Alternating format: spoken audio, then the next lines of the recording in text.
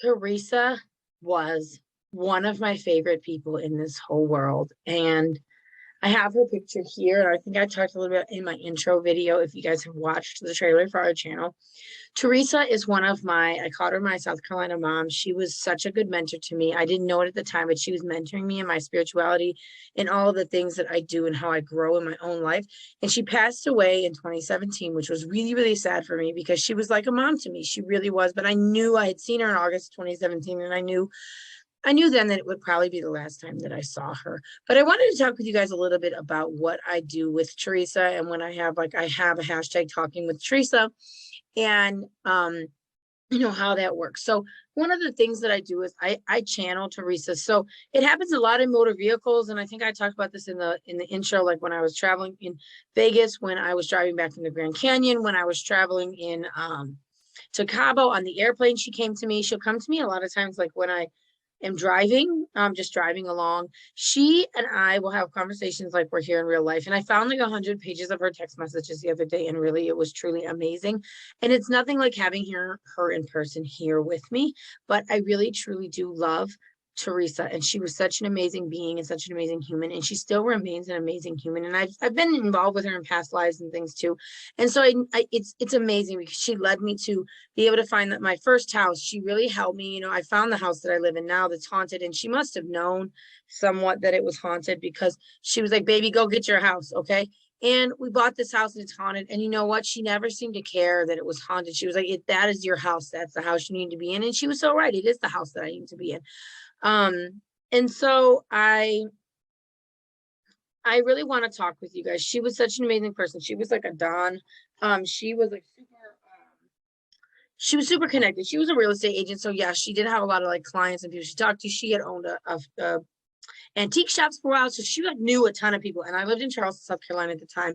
And she helped introduce me to so many people. And she was like one of the main reasons my law firm was like super, super successful. I also had really good mindset around all that and everything. And it worked out really well. And I'll just show you guys. She was such a great human, such an amazing woman.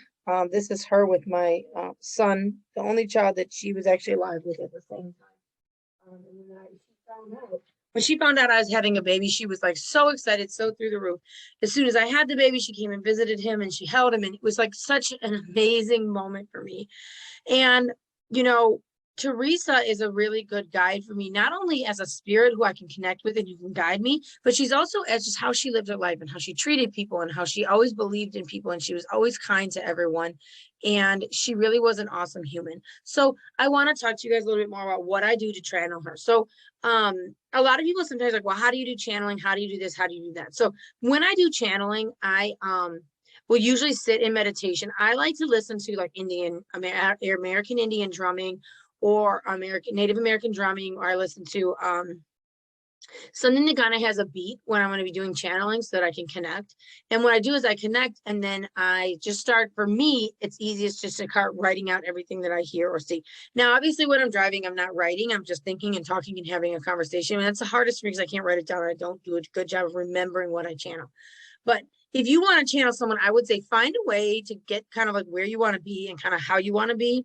Situate yourself and really connect with really connect with your soul. And you can imagine kind of maybe your solar plexus expanding out and growing, but really sit down and decide. First of all, you're going to put the energy out. You're going to ask your guides. I always ask my guides, my ancestors, and Archangel Michael to join me when I'm trying to channel someone, so that one, Archangel Michael will provide you protection. Two, when I ask my guides and my ancestors to come, they will come and bring me more support and help me in connecting. They may actually do some connecting on the other side for me to be able to do some channeling. So when I want to channel Teresa, I sit down, I set the intention that I'm going to channel Teresa. I'm going to get her information, and she's here smiling.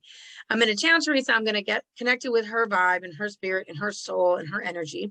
And then I ask for my guides, my angels, my guides, Archangel Michael, my spirit guides, and my ancestors join us while I'm trying. Sometimes I will cast a circle when I do a spell, or if I'm going to be channeling and doing a spell at the same time. So I may cast a circle where only love and light can enter.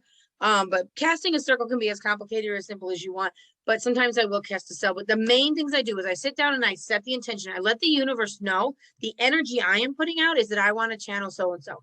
Then I call on my ancestors, my guides, and Archangel Michael to protect me and help me in my endeavor. And then 3, I sit quietly. I do some breathing. I put on that music. It's usually like some Native American drumming music and that kind of thing. After I do all of those things, then I sit quietly for about 5 to 10 minutes before I even start doing anything. I try to really get into the space of this is my energy. I'm open to communication. I'm open to anyone who wants to talk. Now, realize that when you're like, sometimes when I try to channel Teresa, she's like laughing because this happens. I try to channel, let's say Trecia, but I might get a guide. I might get someone else. I might get something else. So channel what you've got, but you'll know that you're channeling because thoughts and things will come to your mind that are in a different order than what you might already think. You will like start writing things out in phrases that you don't typically use in your regular vernacular. This is how you know you're getting connected with whoever you're trying to channel.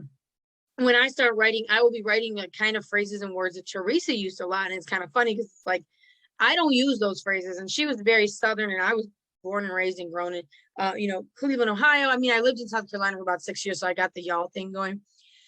But, Teresa really was a different kind of person. And so when I start writing, I know it's her because it sounds like her, because it's her words, it's her energy. I can sense the way I used to feel around her when I'm channeling her. Usually I can feel that same feeling.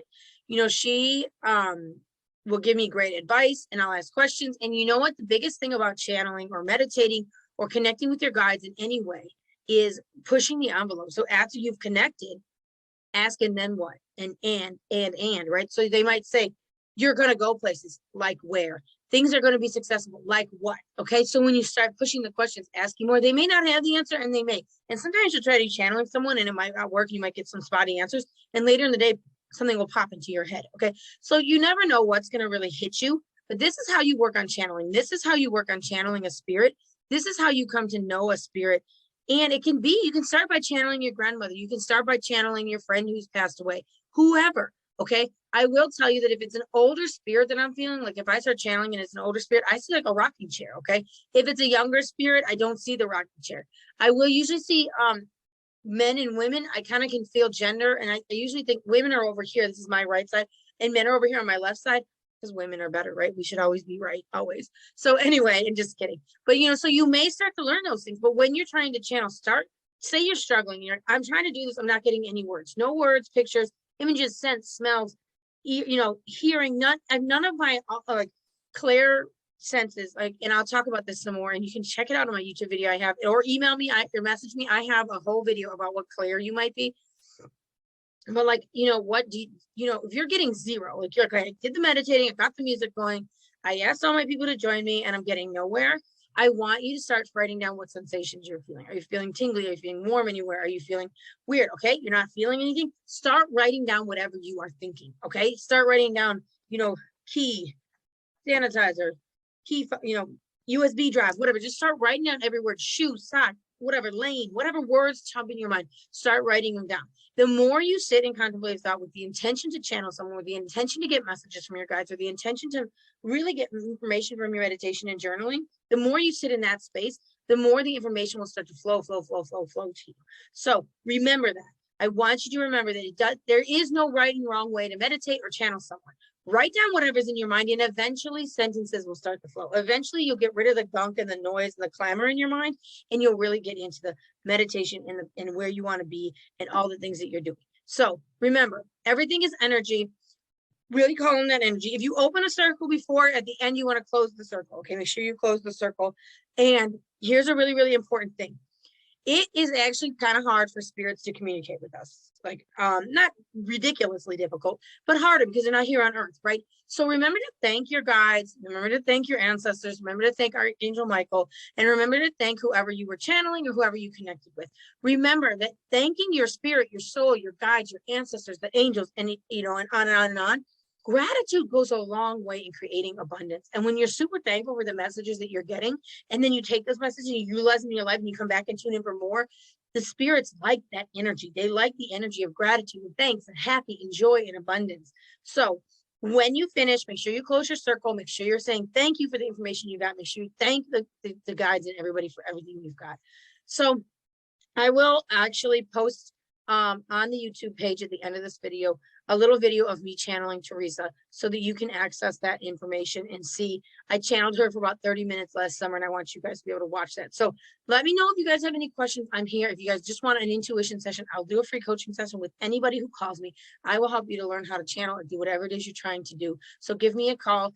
You can call me 843-603-1529, or you can reach me at Your Family Psychic on all social media. You can also email me, Natalie@yourfamilypsychic.com.